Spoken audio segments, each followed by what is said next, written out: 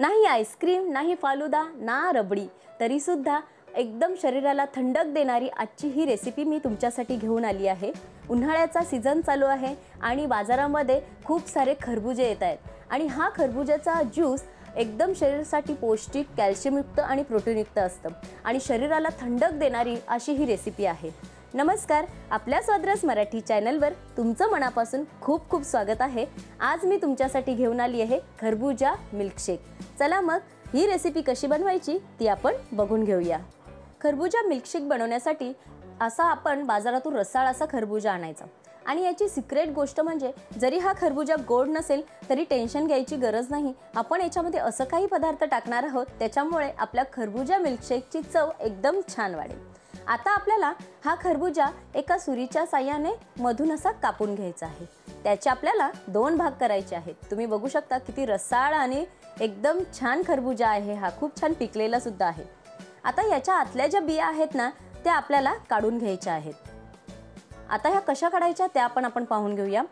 त्यासाठी मी इथे एक प्लेट घेतली आहे आणि चमच्याच्या साहाय्याने जो मधला भाग आहे ना तोच आपल्याला कोरून काढायचा आहे, म्हणजे अलगद अशा त्याच्या बिया वेगळ्या निघतात। आणि ह्या बिया टाकून नाही द्यायच्या बरं का, ह्या आपल्याला सुकवून अनेक रेसिपीमध्ये वापरता सुद्धा येतात। अशा प्रकारे आपण ह्या दोन्ही खरबुजांचे बिया काढून घेणार आहोत चमच्याच्या साहाय्याने। आता तुम्ही इथे बघू शकता सगळ्या बिया मी काढून घेतलेल्या आहेत बघा आणि दोन्ही खरबुजे व्यवस्थित असे मी क्लीन करून घेतलेले आहेत बघा। आता या ठिकाणी आपण एक बाउल घेणार आहोत आणि जे खरबुजे आपण क्लीन करून घेतले होते ना, ज्यांच्या बिया काढून घेतल्या होता त्यांचा गर आपल्याला चमच्याच्या साहाय्याने या बाउलमध्ये काढून घ्यायचा आहे। हा खरबुजा खायलाही तितका टेस्टी आणि एकदम रसरशीत असतो, खूप छान लागतो। गरमीच्या सीझनमध्ये तर आवर्जून हा खरबुजा खाल्ला पाहिजे। कोणी कोणी तर अशाच काप करून त्याच्यावर साखर भरभरून देखील खातात। हे बघा, अशा प्रकारे आपण गर काढून घेऊया। आता ह्या बाउलमध्ये खरबुजाचा रसरशीत गर आपण काढून घेतलेला आहे बघा। दोन्ही भाग व्यवस्थित असे मी क्लीन करून काढून घेतलेले आहेत आणि खूप छान होते ही रेसिपी। आता या ठिकाणी आपण मिक्सरचा जार घेणार आहोत आणि जो गर काढला होता खरबुजाचा तो सगळा गर आपण ह्या मिक्सरच्या भांड्यात टाकून घेणार आहोत। आता या ठिकाणी आपल्याला पाण्याची गरज लागणार नाही, कारण खरबुजामध्येच स्वतःचं पाणी खूप असतं, त्यामुळे पाण्याची पातळी खूप असल्यामुळे आपल्याला पाणी टाकायची एक्स्ट्रा गरज लागत नाही। आणि या ठिकाणी खरबुजा हा पिकलेलाच घ्या, जर अर्धा कच्चा घेतला तर तो करवट लागेल। तुम्ही बघू शकता इथे किती जाडसर रस आपण काढून घेतलेला आहे बघा। बाजारात जेव्हा आपण हा ज्यूस घेतो तेव्हा त्याच्यामध्ये पाणी टाकलं जातं, त्यामुळे एकदम पातळसा ज्यूस हा मिळतो, पण घरी केलेला हा ज्यूस एकदम पौष्टिक असतो। तुम्ही बघू शकता इथे। आता जो आपण गर मिक्सरमधून काढून घेतला होता तो बाजूला ठेवून घेणार आहोत आणि पुढची प्रोसेस पाहून घेणार आहोत। त्यासाठी मी ते गॅसवर एक भांडं ठेवलं आहे आणि त्यामध्ये एक ग्लासभर पाणी टाकून घेते आहे आणि ह्या ठिकाणी आता आपल्याला ह्यामध्ये साबुदाणा टाकून घ्यायचा आहे। तुम्ही बघू शकता हे मोठे साबुदाणे आहेत। या ठिकाणी तुम्ही स्मॉल साईजचे साबुदाणे मिळतात छोटे, ते वापरले तरी देखील चालू शकतात। आता हे साबुदाणे आपल्याला ट्रान्सपरंट होईपर्यंत पाण्यामध्ये उकळून घ्यायचे, म्हणजे अगदी नरम करायचे आहेत। आणि ह्या मिल्कशेकमध्ये हे साबुदाणा ना खूप छान लागतात। नक्की टाका, नक्की ट्राय करा तुम्ही ही रेसिपी। आणि हे साबुदाणे गॅसवर सतत हलवत राहायचे, अजून ट्रान्सपरंट झालेले नाहीत, थोडे थोडे आपल्याला दिसतात ते शिजल्यासारखे। जर तुम्ही हलवत नाही राहिले तर ते खाली चिटकून जातील। आता आपले साबुदाणे छान असे शिजलेले आहेत, मी चमच्याने उचलून दाखवते बघा, ट्रान्सपरंट झालेले आहेत बघा, छान असे नरम झालेले आहेत। तुम्ही हाताने थोडंसं ते दाबून बघितलं तरी तुम्हाला समजून जाईल। आता हे साबुदाणे आपल्याला एका गाळणीमध्ये गाळून घ्यायचे आहेत। त्यासाठी मी खाली एक बाउल घेतला आहे आणि वरती जी आपली चाळण असते ना ती ठेवली आहे आणि त्यामध्ये आपण हे साबुदाणे गाळून घेणार आहोत। गाळून यासाठी घ्यायचं म्हणजे ना ते एकमेकाला चिटकत नाहीत किंवा जास्त गाळ होत नाहीत त्याचा। हे बघा, असं व्यवस्थित गाळून घ्यायचं आणि लगेचच ह्यावर आपल्याला थंड पाणी टाकून घ्यायचं आहे। थंड पाण्यामुळे हे साबुदाणे एकमेकाला चिटकणार नाहीत बघा आणि त्यांच्यातला जो गरम वाफ असते किंवा जी हीट असते ती निघून जाते, त्यांचा बॅलन्स राहतो। त्यामुळे थंड पाणी ह्यावर टाकणं फार गरजेचं आहे। तुम्ही बघू शकता आता कसे मोकळे मोकळे झाले आहेत बघा।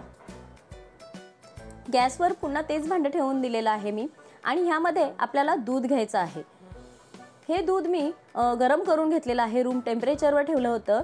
या ठिकाणी तुम्ही कच्चं दूध वापरलं तरी देखील चालू शकतं, पण ते छान उकळून घ्यायला लागेल तुम्हाला। हे बघा, इथे मी 1.5 ग्लास दूध घेणार आहे। आपण पहिल्यांदा 1 ग्लास दूध टाकून घेतलं आणि नंतर हे अजून अर्धा ग्लास दूध मी ह्यामध्ये टाकते। एकूण मी 1.5 ग्लास दूध आपल्या खरबुजा मिल्कशेकसाठी वापरलंय। दूध थोडंसं आपण हलकंसं गरम करून घेणार आहोत आणि दूध जोपर्यंत गरम होतंय तोपर्यंत आपण पुढची तयारी करून घेणार आहोत। त्यासाठी मी एका बाउलमध्ये 2 चमचे व्हॅनिला कस्टर्ड पावडर घेतलेली आहे। हे एक सिक्रेट आहे, आपला मिल्कशेक घट्ट होण्यासाठी ही कस्टर्ड पावडर वापरली जाते। इथे मी 2 चमचे कस्टर्ड पावडर घेतली आहे आणि यामध्ये पाणी टाकून आपण याची पातळसा घोळ तयार करायचा आहे। याच्यामध्ये लम्स गुठळ्या ठेवायच्या नाही आहेत आपल्याला। तुम्ही बघू शकता इथे सगळ्या गुठळ्या मी फोडून घेतलेल्या आहेत बघा। आता मी तुम्हाला दाखवते बघा, अशी मी व्हॅनिला फ्लेवरची कस्टर्ड पावडर वापरली होती। यामुळे काय होतं माहिती आहे का, वेगळा कुठलाही इसेन्स टाकायची गरज लागत नाही। अगदी 2 चमचे जरी आपण टाकले ना तरी एकदम छान असा थिकनेस येतो आपल्या मिल्कशेकला। आता इथे दूध देखील छानपैकी गरम झालेलं आहे। हे दूध मी आधीच उकळून घेतलेलं होतं म्हणून जास्त मी काही गरम करून घ्यायची गरज मला लागली नाही। आता हे जे आपण कस्टर्ड पावडर विरघळून घेतली होती ना ती याच्यामध्ये टाकून घ्यायची आणि जेव्हा आपण हे टाकणार दुधामध्ये ऐकून घ्या नक्की तुम्ही, जेव्हा आपण ही कस्टर्ड पावडर दुधामध्ये टाकणार तेव्हा सतत चमच्याने ढवळत राहायचं, नाहीतर पटकन दुधामध्ये गुठळ्या होतात आणि पूर्ण दूध असं गुठळ्याने चिकट होऊन जाणार तुमचं। त्यामुळे कस्टर्ड पावडर टाकल्या चमच्याने सतत ढवळत राहणं फार गरजेचं आहे। हे बघा, व्यवस्थित असं दूध ढवळून घ्यायचं आहे, खाली चिटकून द्यायचं नाही। तुम्ही बघू शकता इथे किती छान असं थिकनेस आता येत चाललंय बघा।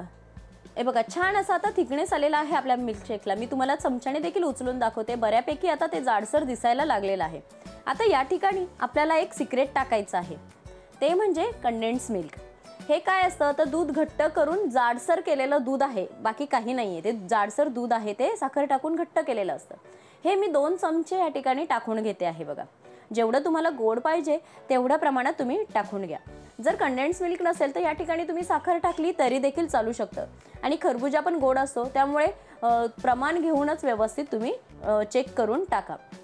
आता मी तुम्हाला दाखवते बघा, इथे अमूलचं मी कंडेन्स मिल्क घेतलेलं आहे। तुमच्याकडे जर हे नसेल तर साखर टाकली तरी देखील चालू शकतं आणि व्यवस्थित असं तेही मिक्स करून घ्यायचं आहे आपल्या या दुधामध्ये। आपलं दूध व्यवस्थित असं आता जाडसर झालेलं आहे। तुम्हाला मी चमच्याने उचलून देखील दाखवते बघा, याचा थिकनेस जास्त जाड पण करायचं नाही, किंवा जेव्हा आपण हे फ्रीजमध्ये ठेवणार थंड करायला तेव्हा ते आपोआपच थोडंसं जाड होत जातं, त्यामुळे थोडंसं पातळच ठेवा। तुम्ही बघू शकता इथे दूध सतत ढवळत राहायचं बघा, व्यवस्थित असं दूध ढवळत राहायचं, सोडलं तर ह्याच्यात गुठळ्या होतील। आता मगाशी जे आपण मिक्सरमधून खरबुजाचा गर बारीक करून घेतला होता ना, पल्प काढून घेतला होता ना त्याचा, तो व्यवस्थित ह्याच्यामध्ये आपल्याला दुधामध्ये टाकून मिक्स करून घ्यायचा आहे। खूप छान लागतो हा खरबुजा मिल्कशेक, नक्की करून बघा। या भर उन्हाळ्यामध्ये कोणी आपल्याला थंडगार मिल्कशेक जर आणून दिला तर किती बरं वाटतं है ना। मग असा मिल्कशेक तुम्ही नक्की करून बघा, खूप छान लागतो, टेस्टी देखील लागतो। असा हा व्यवस्थित आता मिक्स करून घ्यायचा आहे आपल्याला दुधामध्ये। छान असा खरबुजाचा गर आणि हा जो दूध आहे व्यवस्थित असं मिक्स झालेला आहे। तुम्ही बघू शकता थिकनेस आपोआपच वाढत चाललेला आहे बघा, किती छान दिसतोय। आता मी गॅस बंद केलेली आहे आणि साईडला बाउल घेऊन मी ह्यामध्ये जो आपण खरबुजा मिल्कशेक बनवला होता तो आपण ओतून घेणार आहोत। अजून आपला खरबुजा मिल्कशेक रेडी नाही आहे, ह्यामध्ये आपल्याला काही साहित्य टाकून घ्यायचे आहेत। आता या खरबुजा मिल्कशेकमध्ये आपण काही सिक्रेट टाकणार आहोत। आता हा जो सब्जा आहे ना, हा 10 मिनिटं मी भिजवून घेतला होता आणि भिजवल्यानंतर तो असा मस्त फुललेला आहे बघा। या गरमीमध्ये सब्जा खाल्ला तर पोटाला खूप थंडक मिळते, उन्हाळ्याचा त्रास देखील कमी होतो। 3 चमचे मी सब्जा ह्यामध्ये टाकून घेतला आहे। तुम्हाला आवडत असेल तर टाका, नाही टाकलं तरी देखील चालू शकतं। आणि मगाशी जे आपण साबुदाणे उकळून घेतले होते ना, ते ह्यामध्ये 3 चमचे मी टाकून घेणार आहे बघा। एकदम रिच प्रोटीनयुक्त ही रेसिपी होते। बाहेर हा मिल्कशेक जर घ्यायला गेला तर नक्की तुम्हाला 200 रुपये मोजायला लागतील।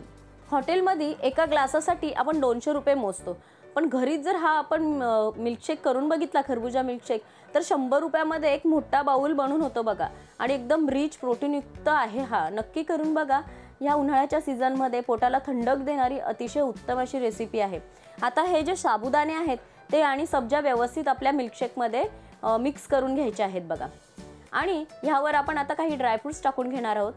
त्यासाठी मी इथे काही बदामाचे काप कापून घेतले होते आणि थोडेफार पिस्त्याचे काप होते। तुम्हाला जे ड्रायफ्रुट्स टाकायचे आहेत तेही तुम्ही आवडीनुसार ह्यामध्ये टाकू शकता। हे बघा, आपला खरबुजा मिल्कशेक आता रेडी आहे। तुम्हाला वेळ असेल तर थोडंसं तुम्ही 10 ते 15 मिनिटं फ्रीजमध्ये ठेवून मग थंडगार असा हा मिल्कशेक तुम्ही पिऊ शकता। आपला खरबुजा मिल्कशेक आता रेडी आहे बघा। तुम्हाला जर माझ्या रेसिपी आवडत असतील तर प्लीज लाईक, शेअर आणि सबस्क्राईब करा. तुमच्या फॅमिली ग्रुपवर आणि फ्रेंड सर्कलमध्ये देखील शेअर करा आणि बाजूला जे बेल आयकन आहे ते प्रेस करायला विसरू नका, जेणेकरून मी जेव्हा जेव्हा नवीन व्हिडिओ अपलोड करील त्याचं नोटिफिकेशन सगळ्यात अगोदर तुम्हाला येईल. हे बघा, अशाच नवनवीन रेसिपी पाहण्यासाठी आपल्या स्वादरस मराठी चॅनलला सबस्क्राईब करा.